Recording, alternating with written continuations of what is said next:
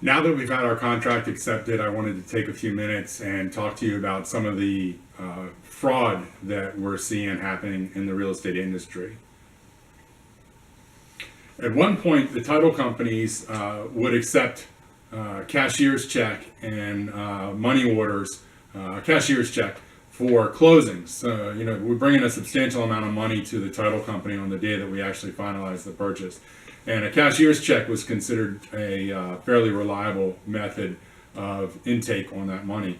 That has changed, and title companies today will no longer accept any other form of incoming money than a wire transfer from your bank. This has brought with it a whole slew of additional problems. The biggest one that we see is that the bad guys that are out there on the internet will watch an email string. They'll actually hack into somebody's email account. It could be mine, it could be yours, it could be the title company itself.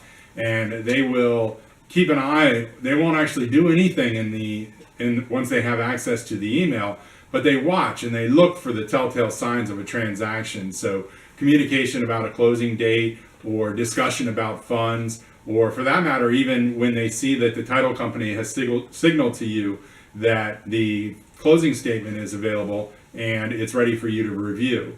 That's when they go into action. And so at that point, the bad guys will send an email that will look like it's from somebody that you trust, because they have the opportunity to copy the email design. And so it'll look like it came from me, it'll look like it came from the title person, or from your loan originator, and it'll say, oh, wait a second, last minute change, the wiring instructions that we sent to you before are no longer good. Use this new location and send the money to this new destination.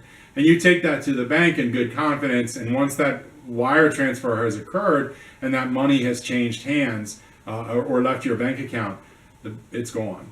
And unfortunately, we're talking about hundreds of thousands of dollars, millions of dollars probably at this point, just in our local market that people have been defrauded out of.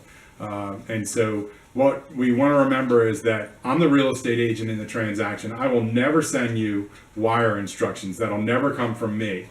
The second is that the title company will provide you with the wiring instructions, and usually that comes in a coded email, something where they have sent you a password one day and then another day they send you the information.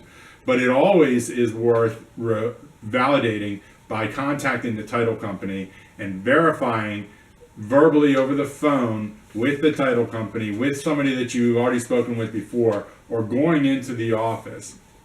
And I can help with any of that. But we do not want to ever fall victim to last minute changes on the wiring instructions. That's where the problem is occurring. And I don't want you to think that this is a huge problem, because we can keep it under control if we remember things like what we just talked about. So thank you very much. Garth Jones, the selling agents at Keller Williams Brandon. Bye.